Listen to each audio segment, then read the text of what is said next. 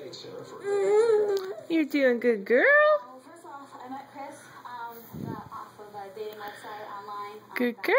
Thanksgiving of 2009. We really hit it off, had a great time.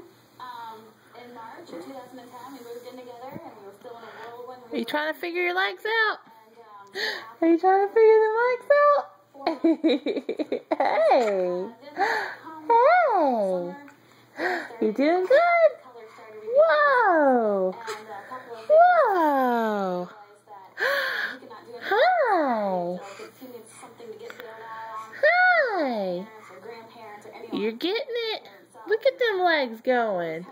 Ooh, up comes the booty. I had 2 kids. Up comes the booty. How long did you all live together? Let's see, from April to August.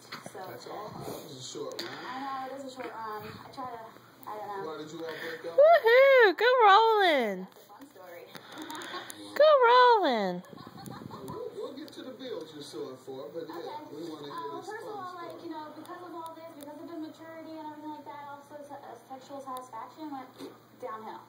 So that was not good at all. And then the icing on the cake was during this time he was working at the cafe at a public library in our town, and come to find out from the library director that he was caught on video stealing money, like $100 and bills. Are you eating your pants? Copier machine. Are you eating your pants? Continuous basis. You're funny. And that's what You're funny. he violated his probation. What was it? Domestic violence, I believe. Against something.